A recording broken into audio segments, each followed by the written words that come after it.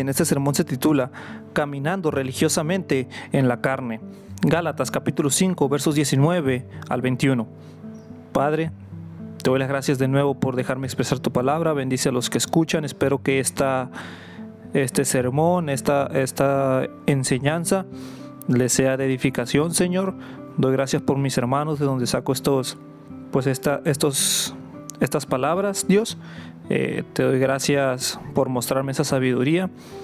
Bendícelos, por favor, que sigan esparciendo verdad, que sigan esparciendo conocimiento, que sean buenos maestros. Doy gracias por todo lo que has hecho por mí. Ayuda a mis hermanos también en crecer en la fe y en el conocimiento del Señor Jesucristo, Padre, y tu conocimiento. Gracias por todo lo que has hecho por mí. Alabado seas por la eternidad, Dios santo y misericordioso. Amén.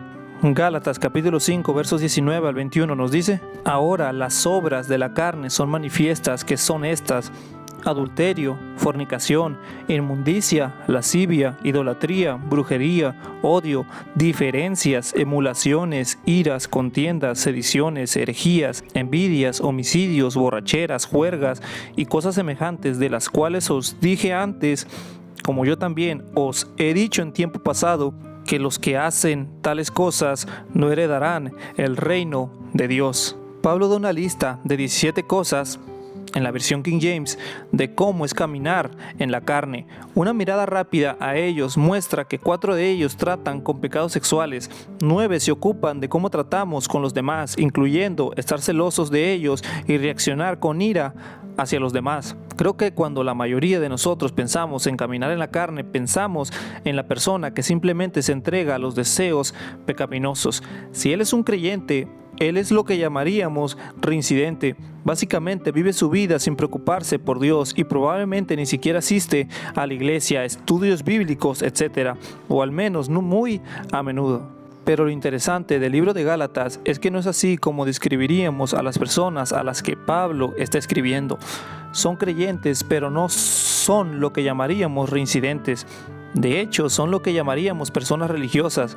Estaban muy interesados en lo que la Biblia tenía que decir. Estaban particularmente interesados en lo que decía la ley de Moisés. Querían cumplirlo. El problema es que vieron que hacer todas estas obras religiosas, como ser circuncidado, comer la comida adecuada, etc., era la forma en que iban a agradar a Dios. Sentían que la aceptación ante Dios se basaba en estas cosas. Al hacerlo, estaban buscando su propia fuerza para lograr esto. No estaban descansando en el poder del Espíritu. En otras palabras, vivían bajo el poder de su propia carne, no bajo el poder del Espíritu Santo.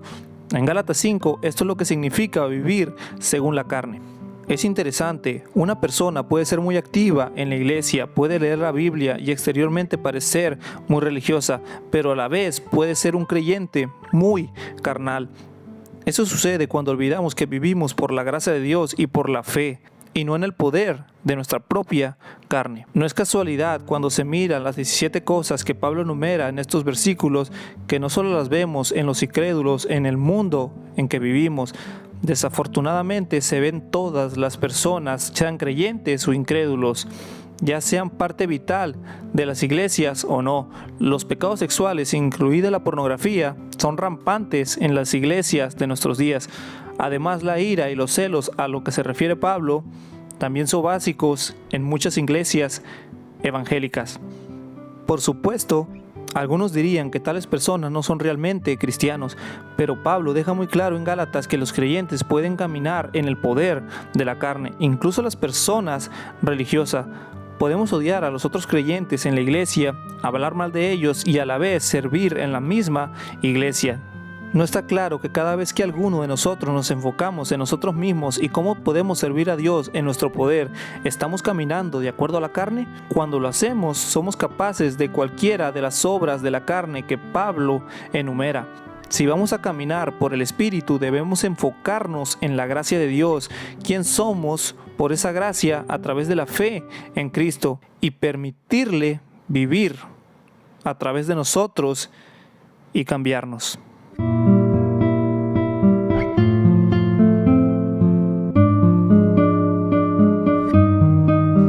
Padre que estás en el cielo, santificado sea tu nombre. Te doy las gracias por otro día más, por dejarme expresar tu palabra.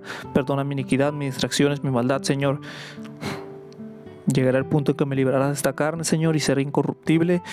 Está escrito. Doy gracias por todo. Espero que mis hermanos sean fuertes en la fe, resistan la tentación, para que persigan esa corona de vida que nos das a los que superamos la tentación. Doy las gracias por todo, Dios. Gracias por otro día más. Ayúdame, por favor, en el nombre de Cristo Jesús oro.